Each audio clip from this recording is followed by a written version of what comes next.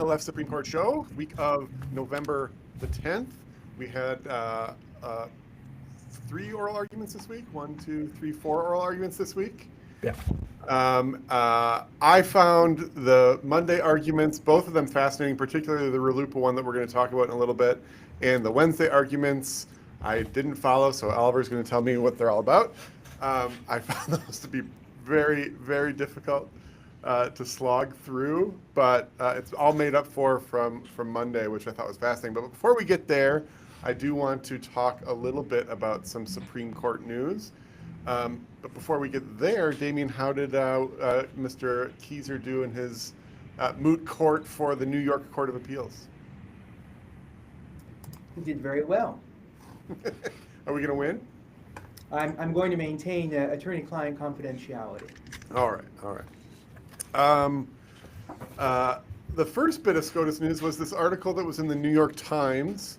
I don't know if, I know Damien had a chance to see it, or at least saw the Volokh write-up on it, where, I forget who the author is, but she has written about sort of inside baseball of the justices before, and this article goes into some depth on the inner workings or the workplace relationships between Justice Kagan, Sotomayor, and Jackson in particular, and how the dynamic has changed since Jackson has gotten on the bench. Any thoughts on that article? Oliver, did you have a chance to read it? Yeah, is this the one, this is like a week or two ago, something like that, I believe? It may be. Damien just sent it to me yesterday, so that's the first. Oh, yeah, no, I just want to make sure. Yeah, and the story is that Justice Kagan continues to be strategic and wants to, if she can, draw some of the conservative justices to her side, or at least prevent an overwhelming 6-3 decision. And that worked at some point in the past when Justice Kennedy was on the court, and I think there was a line in the article, something like, if you want to know what Justice Kennedy thinks, go ask Justice Kagan.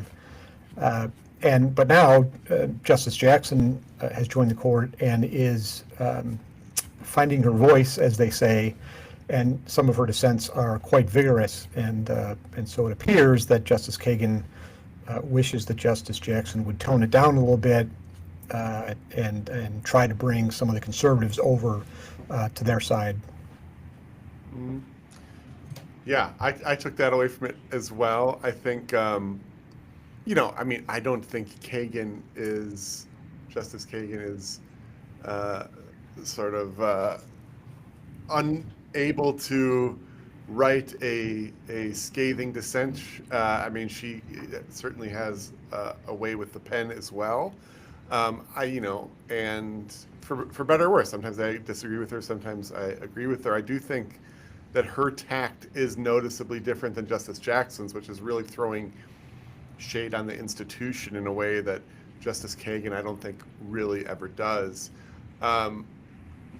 It's funny, Josh Blackman made this point, and in his post on Volokh, and I actually think it's true that Justice Jackson's appointment to the court pushed the court rightward, because instead of being as willing to compromise and to find common ground, just these biting, scathing dissents, calling out the justices by name and sort of ripping the integrity of the court has pushed them to be even more staunch in their opinions, where they weren't so prior to her appointment.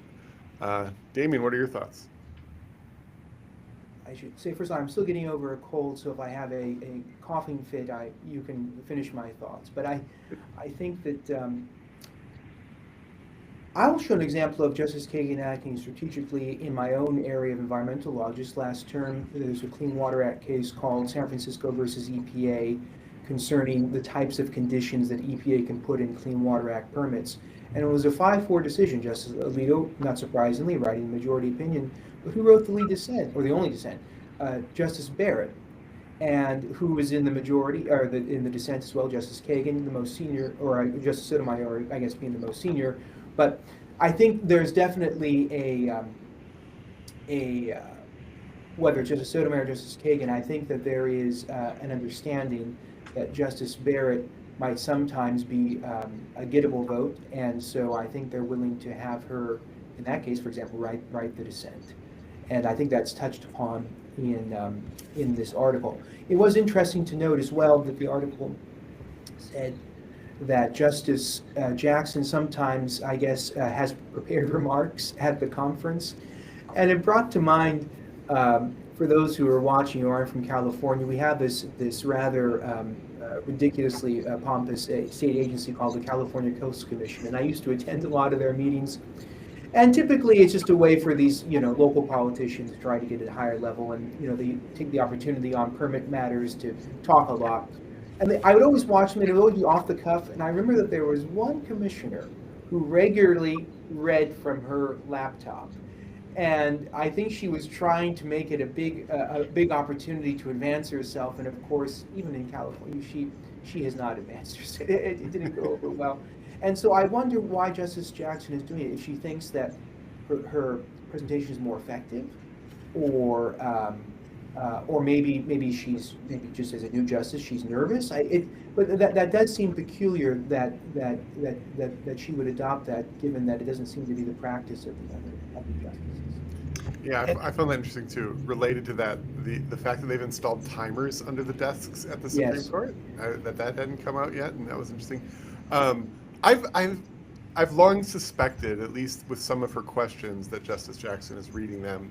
Every now and then she'll be in the middle of it and she'll be getting heated, and then she'll say, "Okay, well, let me ask you this," and it's like she'll stop, she'll look, and she'll have this hypothetical that was like pristinely written out that sounds like she's reading it.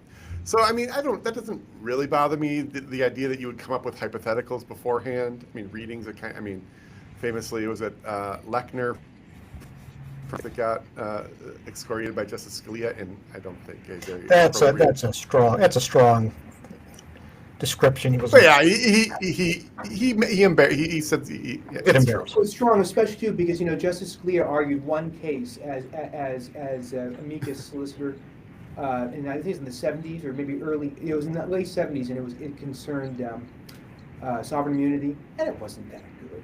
And you could tell that, he was just reading a lot of this stuff. So, yeah, I thought that was... It was not fair for Lechner. No, and I don't even mind Justice Jackson having prepared hypotheticals.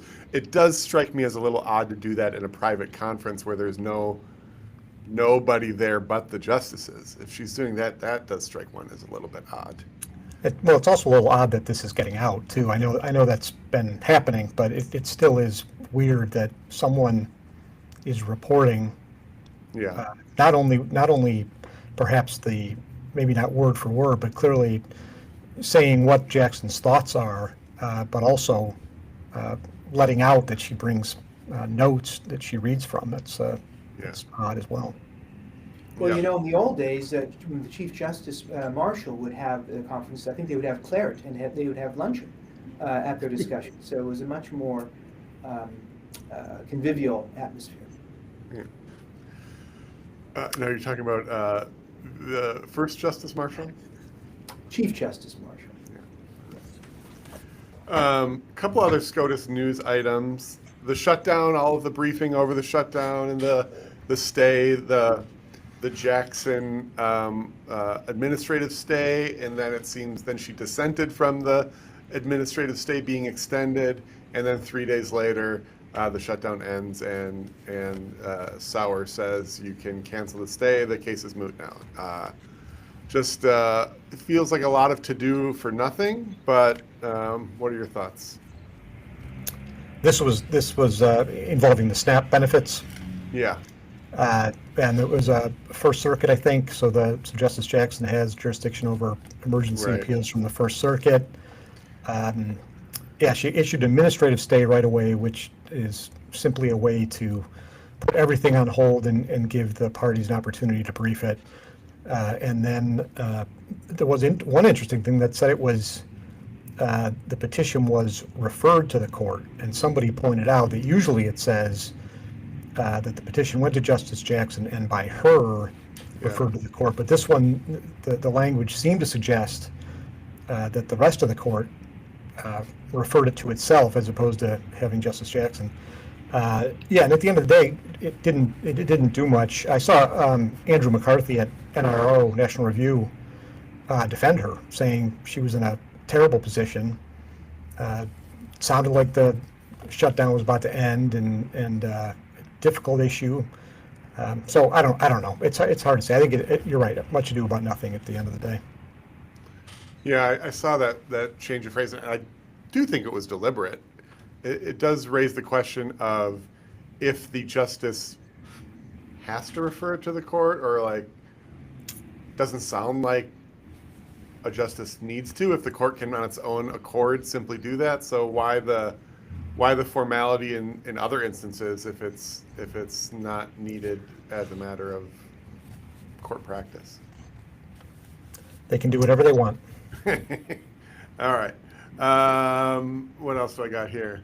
Any petitions to have an eye on coming up? We have a conference today that the court is in. Anything that you've seen or are awaiting? Anything we're expecting?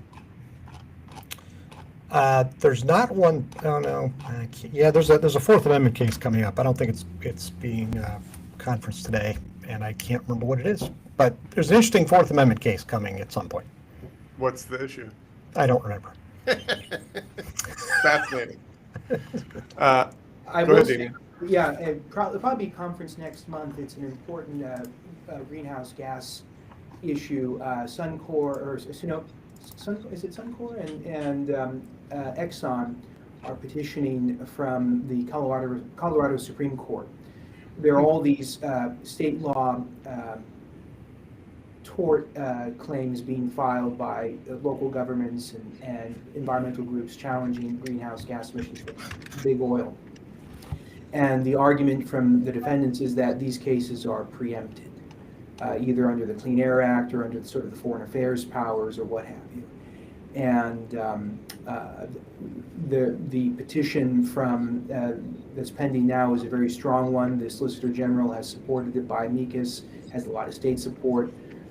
I think there's a pretty decent chance that it'll be granted, and that'll probably be conferenced, I think, in the next few weeks. I found the case. It's the name of it is Williamson versus United States. Williamson has some property with an 8-foot fence. Law enforcement officers put a video camera on a pole and apparently surveilled him for 10 months. And the question is whether that constitutes a search. And the Katz decision could be reconsidered. The questions are whether a search occurs in this instance, and then the second question is, even under Katz, does that constitute a search? Mm-hmm. Is that an IJ case? No, it's Hogan and Lovells. Oh, nice. I know they had some of those trails. Chief Justice's old firm, by the way. Sorry. Who's? The Chief Justice's old firm. Oh, okay. I know PLF's next petitions aren't being heard until the 12/12 conference. But I will say that just today I filed a cert petition along with our colleague Glenn Roper in a case asking the court to overrule McDonnell Douglas. This is a Title VII case that's judicially made doctrine that governs Title VII litigation. Justices Alito Justices Thomas and Gorsuch over the past couple of years have called for its reconsideration, and we are giving them that opportunity. And what is the current test? McDonnell Douglas. It's yeah, no. What is it?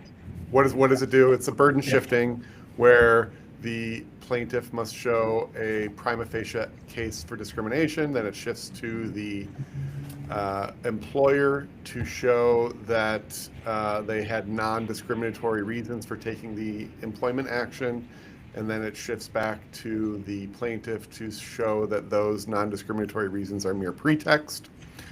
The problem with this standard is it completely inverts Rule 56 of the federal rules, in that if there's a dispute of fact, that would typically be resolved on a jury, not through some sort of burden shifting framework that the judge decides whether the burden has shifted sufficiently enough, or decides whether it's mere pretext, these factual bases that typically a jury would decide.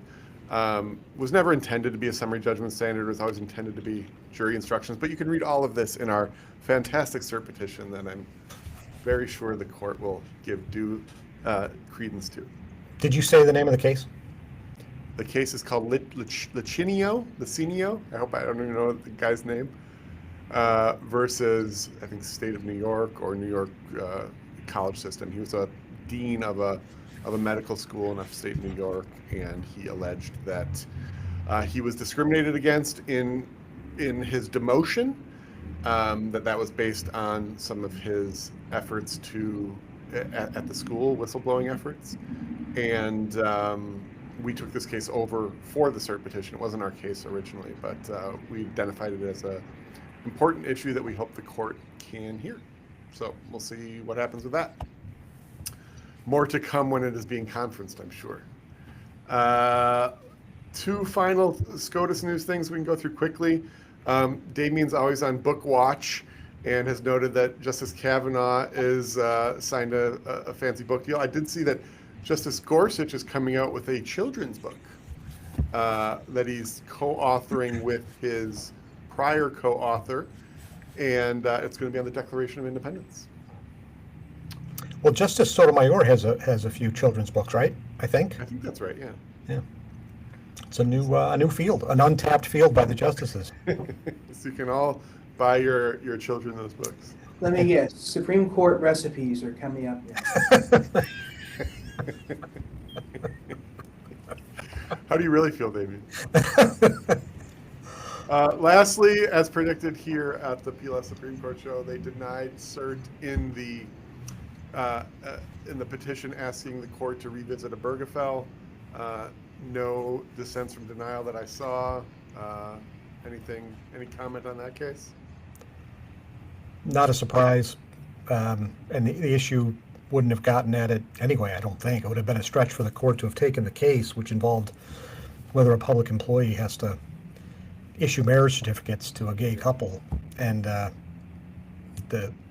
guess you could say if Obergefell is overruled, then the issue goes away. But it just seemed like a bad vehicle to overturn Obergefell in the first place.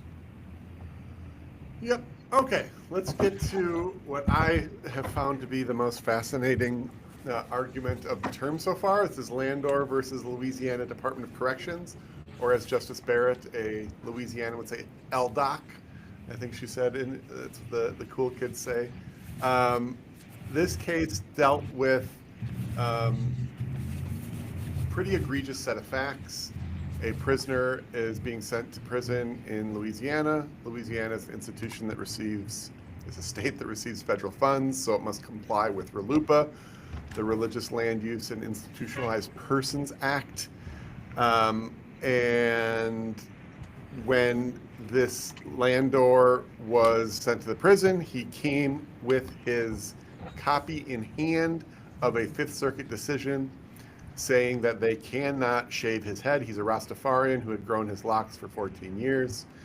The prison officials took his opinion, threw it in the garbage, and shaved off his head, completely contrary to what the law demands. Landor brought suit under RLUIPA, saying that he can seek damages against the prison officials that violated RLUIPA, and the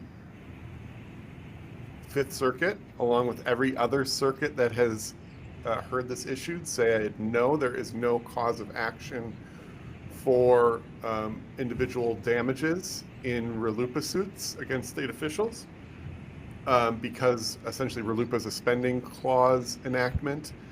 Just a few years ago in RFRA, the court held that there are suits for individualized damages under RFRA against federal officials acting in their individual capacity. So the argument from the petitioner, and I read the QP at our preview episode on Monday, says, look, these two statutes use identical language. They should have identical scope. Why are they being treated differently? Which is a pretty compelling QP, and I thought that was pretty convincing when I read it, and then having listened to the oral argument, I realized there's a lot more nuance there than was obvious on its face. So those are the facts. Oliver asked a question that stumped me the first time around on Monday. He said, these are crazy facts. Bring it under RLUIPA. Why didn't they just bring it under 1983? Because we already know that you can bring in a 1983 claim for damages against state officials. I'm like, yeah, that's kind of odd. Why didn't they do that? And listening to the argument, it didn't take me long to figure out the answer. Oliver, I don't think is bright enough to know it yet, but Damien, what is the obvious answer of why they didn't bring a 1983 cause of action? Well, now you put me on the spot, but does this have something to do with the fact that this is more protective of the First Amendment than Smith? Or yeah, it's Smith. Oh, Smith Smith. says Smith says that if it's a law of general applicability, then it doesn't violate the First Amendment. So they don't have that. That's why RLUIPA exists in the first place. Is that it's designed to give pre-Smith rights. So And that's why they can bring a do you 1983. think RLUIPA would be passed today? Do I think RLUIPA would be passed today? Well, I think so. I think it certainly seems in this case that Justices Sotomayor, Kagan, and Jackson, to the extent that they represent a more liberal wing of society, were very supportive of the prisoner's case here. So why wouldn't it be adopted today? Well, in terms of its limited, I guess it's limited application just to institutionalized persons in churches, right? I was thinking more generally about how it seems like most of the high-profile disputes nowadays are where you have social legislation that certain groups don't want to conform to because of religious reasons. Yeah. And in a lot of democratic administrations, those religious reasons didn't go a long way. You think of the Baker cases, or you think of the Little Sisters of the Poor, or what have you. So, but you're right, maybe precisely because this is only limited to a certain demographic that's not going to come up, perhaps. Yeah. But the Smith issue is an interesting one because I certainly caught it in Alito's questioning in this case. At some point, he even said directly, why is this a problem? And he wanted the person, the advocate, to say, well, because Smith read religious liberty out of the First Amendment. yeah, I think his question actually was, whose fault is this? Yeah. Or who's to blame? Something like that. He wanted the person to say Scalia. Didn't Scalia write Smith? Yeah. Yeah. So yeah, I don't think. I mean, Smith has been teetering for a while now, I think, and a number of justices have called out its application. I don't know in which cases off the top of my head, but I certainly remember reading that. Where do you want to start with this case? I found it fascinating from start to finish, the argument and the issues involved. Oliver, you start us off. Sure. I thought it was interesting that a lot of contract questions. The state takes money from the federal government, and therefore the state has to follow federal laws, which includes RLUIPA. And so the question then is, does that contract and those terms apply to the individuals who work for the state? So there are questions about consent, whether the people who work for the prisons have consented to this condition, whether there's privity of contract between the individuals and the federal government, and then other questions, whether there is a special, or not a special, but what is the test for determining whether someone can recover damages under a law whose basis is the spending clause. And by the way, there is no spending clause, but we can discuss that another time. Yeah, let's talk a little bit about that contract analogy. It was a big one. At first blush, I didn't think much of it. You would say, well, these people are state employees. The state has a contract with, the law, and that was frankly a lot of the questioning from Justice Jackson Sotomayor is like, of course they have notice. We expect people to have notice of the laws that apply to your employer. But I think Justice Gorsuch's point, that I think was backed up by not just him, but Thomas, Barrett, Kavanaugh, to a certain extent, maybe even the Chief, is that spending clause legislation is different. that the analogy that we've always used to assume that the feds can impose conditions on the state is that they have notice and they were aware with notice and Non-coercion? Yeah. And so how would they have notice here was the first question, right? And sort of whether there's privity. So first, the privity question, Gorsuch would say the principal has a privity with the person that they write the contract with, but not with that person's assignee or delegee or whatever. I mean, shows how much we do contract law around here, right? But that person isn't responsible to the principal, which makes perfect sense. Like if I hire somebody to, like if, I don't know, I'm a property management company and the property owner hires me to mow the lawn and I hire somebody else to mow the lawn, the person that I hired to mow the lawn isn't responsible to the original property owner, right? They're only responsible to the person that hired them. So when you put it that way, you're like, yeah, that's obvious, and you wouldn't want that person to sort of leapfrog and show responsibility, be responsible to the original person. So that sort of rudimentary or fundamental contract principle played a big role in this case. What did you think about that, Mr. Schiff? This is where I think you have concerns about prior case law, because I think the petitioner would come back and say, well, what about the bribery cases? Yeah. I mean, those people are still going to be on the hook even though they weren't in privity. And then I think that the double comebacker is, well, that's because we're reaching them with the necessary and proper clause in addition to the spending clause, not just the spending clause. To me, what was animating all of the background here, even though I don't think it came up very much at all argument, was the constitutional question of, after NFIB v. Sebelius, is this even proper? Because as I understand it, if a state violates RLUIPA, then it risks losing all of its Medicaid funding, everything, not just simply whatever is being given to prisoners or what have you, or even just that one particular prisoner or what have you. And the point is that's very closely analogous to in the Obamacare cases, where the state successfully said that just by not participating in Obamacare, now we get nothing, and the court said that was coercive. So I think that was in the background, and I think that's in part what was driving Justice Gorsuch and others about this consent issue. I think also they recognize that given how much money the federal government can take in through taxation and otherwise, and tariffs, we'll have to see about that, if there are no meaningful limits on the quote-unquote spending clause or general welfare clause, then you can easily see how the feds could completely obliterate the limitation of powers in Article 1, for example. So I understand that. But I think that's also why Justice Kavanaugh's approach might very well be the one that the majority opinion takes, which is we can bracket entirely notice, because we also need a clear statement here that money damages are available in these suits against private individuals. And in their individuals in their persons in their individual capacity.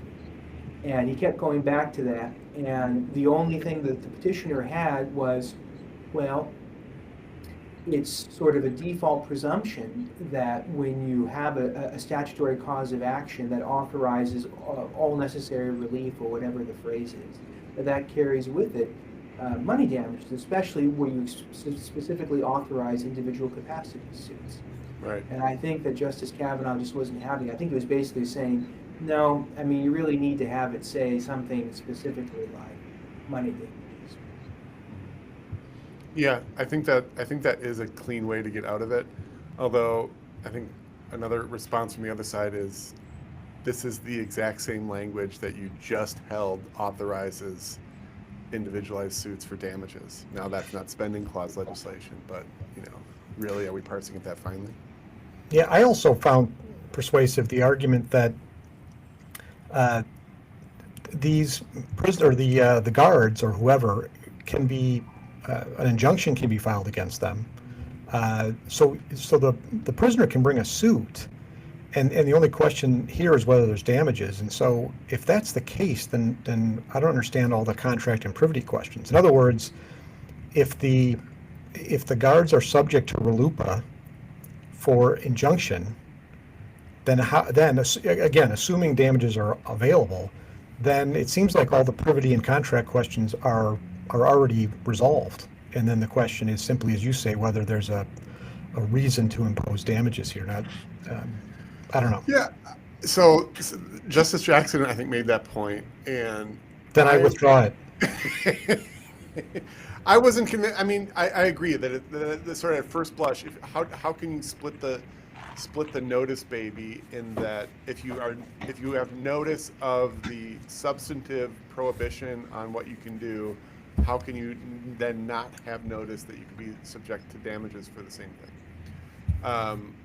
I think the advocate for LDOC had a good response to that, and I think it's right. It's that we have this fiction of Ex parte Young where the official is essentially the state, and that is what the Supreme Court made up. It made up the Ex parte Young doctrine to allow for suits against the state, and when that person is acting in their official capacity, they are essentially the state, and that's the fiction that we've proceeded on in the law in the United States. And yes, if you like look at it at a high level, it doesn't make a whole lot of sense, but that is the reality. Is you're not suing an individual in that instance, you're actually just suing the state, and this is how we get around the 11th Amendment issues. So the individual, when that individual is an individual and not the state, that individual needs the notice, and that I think is a little bit different. That's where the contract privity stuff comes into play. Yeah, one thing I did not agree with, I think Justice Alito, among others, asked the question that how can the prison guards be on notice of the entire United States Code? But of course, if it were on the other side, if a defendant showed up and said, I wasn't aware of this law, Justice Alito would not be saying, oh yeah, that defendant, let him off the hook, because you can't possibly be, or you're presumed to know everything that's on the books. So. That's fair, but can I say that, I thought that wasn't quite a fair comeback, or I think it was Justice Sotomayor who made that point, is that if the law itself requires notice, then necessarily you have to have notice. And I think the whole point is the spending clause, that's why it's kind of a question based, because we're going back and forth about what the spending clause requires. But if the spending clause does require notice, then okay, well that displaces that presumption that ignorance is no excuse. So Yeah.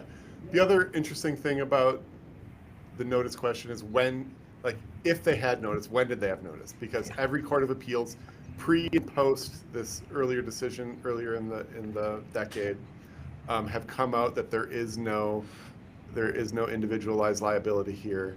And so was notice when the statute was written, and I think it was Justice Gorsuch pinned the solicitor down to say, like, when we heard RLUIPA, you said that, or when we heard the RFRA case, you told us that RFRA or RLUIPA does not authorize individualized. This was your position, so now you're saying that they had notice when the statute was, even though the United States itself didn't think it. Not to mention the Ninth Circuit courts that have come out the other way. Thoughts on that issue? I recall also, didn't Justice Alito note that this Tanzan decision, which is the one that says sort of as a presumption when you authorize these individual suits, you get damages. He says, wasn't this decided like 18 days before the activity here or the alleged or the violation?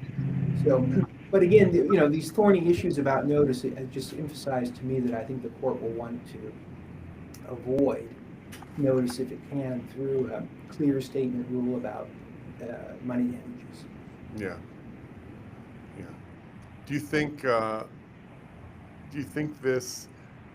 Well, I thought the best argument that the other side had was Justice Kagan, who said in 1983 we already have spending clause legislation that allows for individualized suits under 1983, and that was news. Like, I didn't know that, but it was news to me, and I pulled up the case that held that Wilder versus Virginia Hospital Association, And this is a spending clause. It dealt with like Medicaid, I think, or something like that. And you could bring a 1983 suit under the spending clause.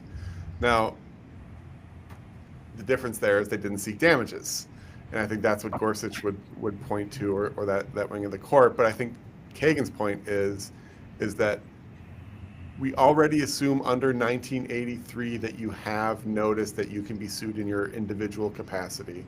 1983 has also been held to apply to spending clause legislation. Ergo, it's not that big of a stretch to say spending clause legislation that allows through 1983 that would allow for individualized suits could be heard. And I think the response from LDOC is, well, that's going to be a hard case if it ever comes to this court, and you'll have to revisit that. And he doesn't think it would apply, but it is a good comeback to all of the arguments from the other side. Other other minor points. How many different pronunciations of Sabri did we hear in that case? I heard Saber, I heard Sabri, I heard Sabr. I don't know. I think Justice Thomas had Saber at one point, so that was a good one. Good. Justice Jackson had a point that I thought was a little bit eye-rolly when she said, "Well, you don't need written consent. You know." Does you have to actually write it down in a contract? There are these contracts that, people don't actually write down their terms, and under contract law they can still be binding. I'm like, all right, if you're gonna say like you could be liable for $1 million and it was not written down in a contract, I think a lot of courts would find that is that like the parole evidence rule, or is this going back to Contracts 101? Yeah, but also, aren't these contracts written? Of course they are. Right. So I don't know. Yeah. All right. I don't know. Yeah. I think she starts wanting to be sort of combative and argumentative, and gets caught up in her. She should have written that question down first and then scratched it off the list. Yeah. Okay, I think that's all I have. Any other thoughts on Landor? No, just that when we talked about it last week, we thought this how can this be a difficult question? And a couple of justices said this is egregious. Yeah. And I think Justice Barrett and maybe Kavanaugh were asking whether the prisoner had a claim under state law. But in any event, we thought this was an easy case. But as usual, when it gets up to the Supreme Court, it's never easy. Yeah, really, really interesting issue. The only thing I would mention is in terms of oral advocacy, is there were a lot of hypotheticals thrown around, and at one point I felt like Justices Gorsuch and Barrett were kind of being unfair to petitioner's counsel in saying that he was fighting the hypothetical. They were setting forth some examples, and they're saying, okay, well, assume this, that, and the other is true. And he was fighting it because effectively all their concessions amounted to asking him to say something to the effect of, if this condition satisfies the spending clause, is it constitutional? And so, okay, fine, I say that. But I can see why he's reluctant to do that, because once you make a concession, even if it could be taken out of context. And so I think that there's a distinction between saying you have a hypothetical and you ask, say, the counsel to assume one thing or what have you. But when you have to start assuming all these other things, what's the point? I mean, you're not really advancing the argument. I thought that was, and I appreciated it. In fact, at one point, petitioner's counsel said, "I'm not going to back down from this." So he wasn't bullied, but I thought that was a little over the top. Yeah, I hear where you're coming from. I thought he could have, notwithstanding that they kept pushing him and he kept fighting. At some point, you got to relent, and you saw when the United States got up there, the solicitor said something to the effect of, "Yeah, we'll concede that you can go after the coach under Title IX if the other factors are met, but whether the other factors are met is where a lot of the inquiry will come from." And, frankly, that is a little bit scary, right? If you could go after coaches under Title IX for not following what the current guidance is from the administration, that would, and for millions of dollars, that's going to create a whole host of concerns that these coaches are going to have to go through. Not to mention, what was the other example? The abortion doctor, or anyway. But yeah, good point. There was some lessons to be learned there. Maybe from Damien's perspective, judge lessons, and also from the advocate's perspective, that sometimes you do just have to give in. I also found the other argument on Monday, the GEO group versus, I don't know who's it versus, GEO group versus Menocall. Also a pretty interesting case. I thought the advocate for GEO group was fantastic, as good as they come. And I was going to look up who it was, but if one of you can do that, that's, great. I mentioned this to Damien before, but at one point, this is just the perfect example of something that I could never do in argument, where he was making his point. He's saying, like, that argument is over-inclusive and under-inclusive, and it's over-inclusive because, and at that point, Justice Kavanaugh interrupts him and says something like, da-da-da-da-da-da. He's like, oh, I'm sorry to interrupt, but if you could, maybe weave that in. And without missing a beat, he's like, yeah, I can weave that in. It fits in right here. And he starts going right back onto his over-inclusive and under-inclusive argument. Really, really high-quality advocacy. Sorry to interrupt there. Dominic Dre is his name, a former Solicitor General of Arizona, currently with Greenberg. Greenberg trial. Yeah. Did great. Kudos to you, Dominic. Anywho, this case concerns whether a private contractor that runs an ICE facility at the direction of the federal government, they're sued for, I'm guessing, a whole host of torts or whatever, against the prisoners. I think it was actually like, I think it was like minimum wage stuff like that, because okay. they wanted to force. And whether they, not whether they have immunity under federal law from these suits, as the federal government would unless it waived it, but whether they can appeal a finding that they don't have immunity in an interlocutory posture before the final decision on the merits.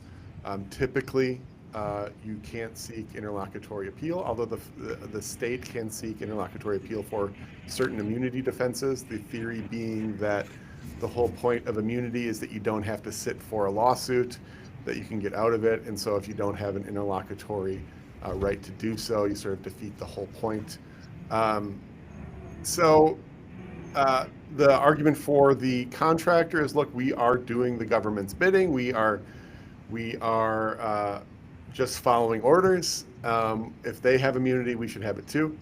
And the argument for the other side is immunity generally only applies to the state. You're not the state. And in any event, you can assert this as a defense to the suit at the end, just like every other private defendant can do. And we can appeal it all at that time. Interesting issue. It seems like the courts of appeal were split on this. That's why the court took it. This is another instance where I think the court took the case and will affirm, because it sounded to me like every justice was against finding an interlocutory right to appeal, despite our friend Dominic's excellent advocacy. Thoughts, Oliver? Yeah, I think that's right. And I thought there was an interesting point about the cost to GEO. And Justice Barrett asked whether, when you're bidding on contracts, if you can bake into your bid the cost of potential litigation. And according to your buddy, it's very limited. But on the government responded that that's not entirely true. You can, obviously, companies have in-house counsel. There are some other potential ways to include at least some costs, litigation costs. But it is an interesting question, and if, depending on how they rule, Congress may have to get involved and provide more indemnity for private companies that do work for the government. Mr. Schiff? You have to figure, I mean, so this is a contracting, this is a company that's more or less implementing the Trump administration's immigration policies. The Solicitor General is against them on this issue.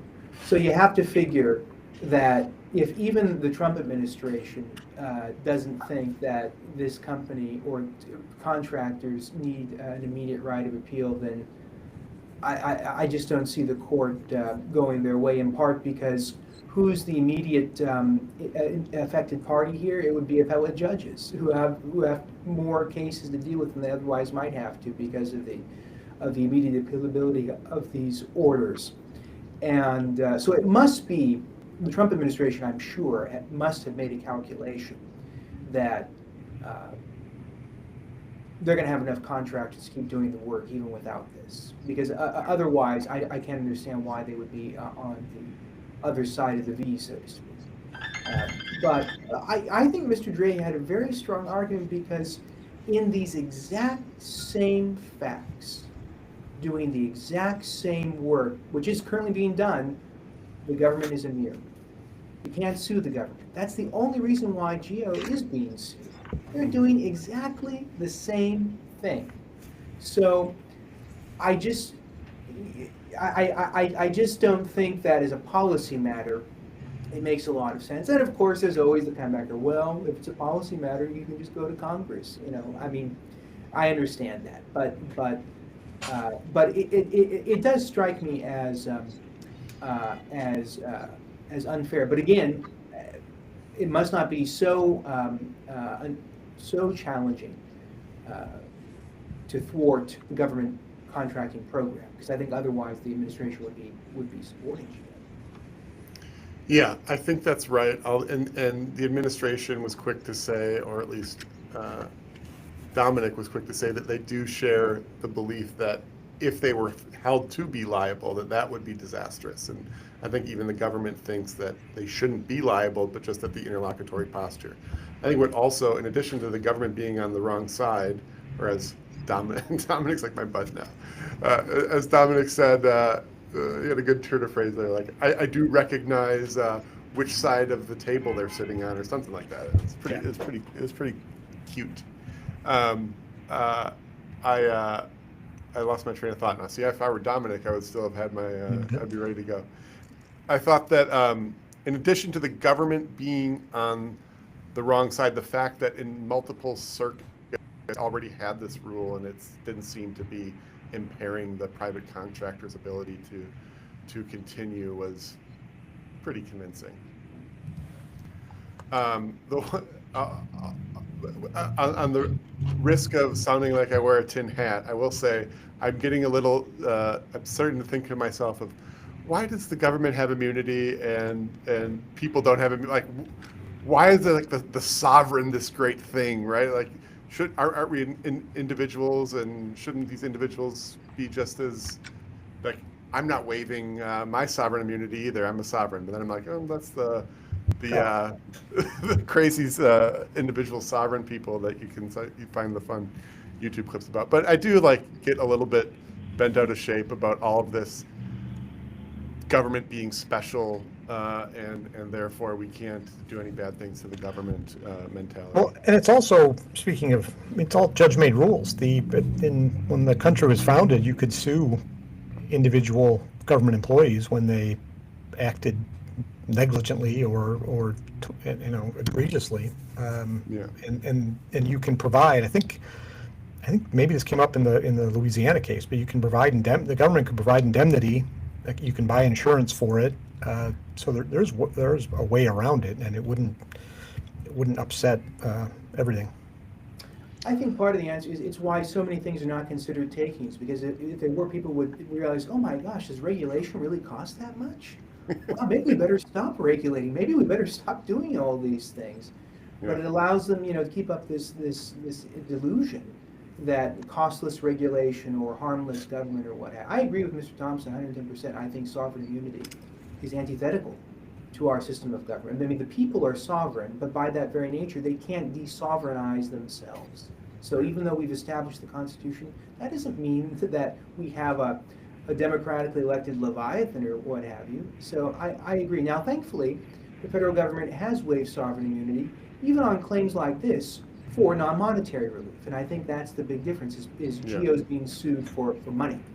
And it would be hard to characterize that type of a claim as something that would be cognizable in the Court of Federal Claims under the Tucker Act, because it probably wouldn't be a taking or what have you. But yeah, I think the court needs to gradually recharacterize, in a sense, the same thing it's done with like jurisdiction. Now the court's much more sensitive to using the word jurisdiction and not necessarily saying every time we use that term we mean all of the following significant consequences. I think the same thing should apply with sovereignty and sovereign immunity. It's a very dangerous concept. It's alien to I think our constitutional structure more or less, and it has terrible consequences for individual citizens who are wronged, admittedly, undeniably by the government, and can't get full recourse. The you incentives are said terrible. much more eloquently the gut feeling that I had. But yeah, that I appreciate that. Two other things before we move on. The loose language idea that, like, in some of these cases, historically, they use immunity and sometimes they use liability. Both sides were like throwing that back and forth. Like, no, this case used immunity when they meant liability, and no, this case meant liability when it said immunity. Both sides were saying that.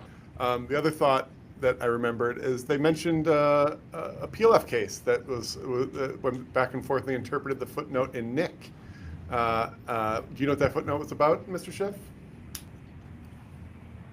I believe it was discussing, again, the Court of Federal Claims and whether jurisdiction would be available, and thus 1983 concerns are not prevalent because there's already an adequate alternative forum for ventilating one's constitutional claims.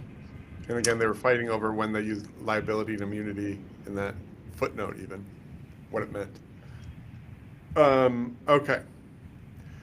Let's see if we can wrap up these three cases in 3 minutes. Yes. So let me just briefly say, we're dealing with the three criminal cases: the United States versus Fernandez, Rutherford, and Carter. This deals with the interpretation of the compassionate release statute that is different than the habeas statute, and different than this statute, and different than that statute, and different than the other statute. And Oliver. Yeah, there were two arguments, but you're right. The second case involved two petitioners, and both the question in each case essentially was whether district judges what can district judges consider when they are deciding whether to reduce a sentence. And in the habeas case, the question is, can you consider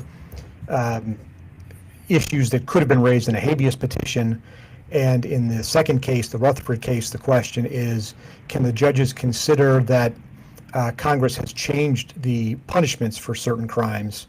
And so if somebody comes before the court and was punished before the change, who has like a 90-year sentence, would have gotten a 20-year sentence, can that be a basis for reducing the sentence?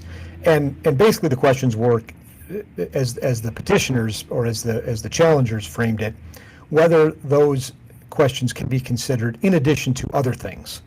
And the response from the government, and by the way, the government lawyer, I forget his name, but he argued both cases on behalf of the government. Feigen, yeah. And the response was basically no, that the district court judges cannot consider these things because, at least for example, in the habeas petition, because you had your chance to raise that question in the habeas petition. And the challenger's argument is, well, maybe, but it's just an additional factor. There's nothing in the statute that precludes district court judges from considering these things. Yes, they can be considered separately. Yes, they raise different issues, but there's nothing that precludes district courts from hearing them. I don't know, and I frankly don't have much to add to what we talked about last time. I thought the questioning was just back and forth on, how far can it go. Justice Jackson, one part of her question was in response to the government's argument that no, you can't consider this because, for example, you can't consider the habeas petition, this is what the government was saying, because the petitioner's challenge couldn't get over the hump except that you consider one of these habeas factors. And Justice Jackson said, well, yeah, but that just means you're considering everything. You're not considering only the habeas factor, you're considering all of the factors. And I thought that was a good, because he said, you're putting that in the basket. And she said, no, you're putting everything in the basket, including the. And then one final point, I thought Justice Sotomayor had an interesting point in, I forget which argument, but she was troubled by the potential that district court judges could, she used the word disquiet, that basically the district court judges could, when they felt they made a mistake in sentencing, could essentially fix their mistakes. And she said, I used to be a district court judge. I understand the feeling. Sometimes you feel that, she didn't say this, you feel makes mistakes, but basically that's what she meant. Yeah. And so she said, I'm concerned because the focus is supposed to be on why this defendant, be it age, sickness, other factors, should have a reduced sentence, not whether the judge, how it affects the judge. The question is how it affects the prisoner, not how it affects the judge. So I have no predictions. They were interesting, but they were both same issues basically in both arguments. Yeah. So from my high level perspective, and I didn't read the statutes and I didn't get into that, but it felt like the petitioners were saying, look, we have this compassionate release statute. It's capacious on purpose. You should be able to consider everything. And, we do want to correct injustices. We don't want our justice system to allow for anomalies where, I think there was one example where somebody was convicted and within like months after the conviction, the maximum for the offense was reduced by 10 years. So you're like, all right, it's a bit crazy. And I think the government's high level response to most of this is if you allow sort of unwieldy discretion by judges, this is why we have a sentencing commission. This is why we got rid of parole. It's so that there's some certainty and predictability in sentences, and we don't want all of the flexibility to be on individual judges, because then you're going to have people who are convicted of X in Montana get 30 years, and people convicted of X in South Carolina get 10 years, and that is what this statute, if read so capaciously as the petitioners want, would result in. So that's, I think, the fighting going on between the judges, at least from my perspective. Yeah, I think that's right. And the justices were concerned about if the statutes, or that statute is read as capaciously as the challengers wanted, what attorney wouldn't file a petition on behalf of his client? In other words, if there's a chance that you can get a sentence reduced, why wouldn't you file? And at least one of the justices said, you could file this and not worry that you're going to get your license withdrawn for filing a frivolous case. Wouldn't you, if you were a lawyer, wouldn't you file a petition like this on behalf of your client? And the response was, well, there haven't been that many, and the appellate courts can clean it up, right. Which is kind of a contradictory response, but yeah. Just wait until the Supreme Court allows it, then we'll see how long it takes. Right. Anything to add on those cases, Damien? Well, one, you wonder about the propriety of federal criminal law to begin with. I mean, maybe that this is a reason why the criminal code should be reduced federally. If we think that federal judges can't exercise this sentencing discretion properly, well, then maybe it should be state court judges who should be doing that. But secondly, I would say, if there is this broad concern about how there was a radical shift in how a sentencing should be assessed for various offenses, that to me seems truly a job for Congress to fix. It should clearly say, all right, you've got 6 months now, everybody. If you fall into the following categories, file your petition and get relief in process. Almost like an amnesty in the immigration context. Yeah. That to me seems to be the best route. And that's something that I could see bipartisan support for with respect to some of these sentencing disparities, particularly in the drug context. I think this was a drug, was it a drug issue, Oliver? I don't remember. in any event, so yeah, it does seem to be a legislative issue. Um, Briefly on Feigen, I typically don't care for his oral argument style. He's obviously well prepared and knows this. He comes across a little bit to me as too arrogant by half, in that he thinks like that, how dare you question me on some of these things, that these answers are obvious. And although I will say in both of these arguments, I thought he did a better job, and I thought he did a fine job in ways that his style doesn't usually appeal to me. I thought he did well in this. In fact, there's one phrase that I want to quiz you on that I had never heard before. He said, what is it here? The camel's nose under the tent. Who knows what that means? The thin edge of the wedge. Right. So, what is the metaphor intended to? The tip of the iceberg? No, I don't think so. No? No, I think that's different. Yeah. Because the Give him an inch, they'll take a mile. Pardon me? Give him an inch, they'll take a mile. Not if I see you first. All's well that ends well. Thanks, guys. Appreciate your joining the Supreme Court show. I think next time we'll hopefully have the full band back together with Ms. Bowden. She was dealing with an illness brought on by her many children. And no argument next week, right? No arguments next week, but I think Or- we'll probably or the following after that week. is Thanksgiving. Yeah. So we'll probably do one episode, maybe at the end of next week. But assuming there's happenings at the Supreme Court that our growing audience would like us to comment on. Thanks to superfan Dan Lennington and the crypto bros who continue to watch. And we'll hopefully see you next week. Signing off. Thanks. See ya.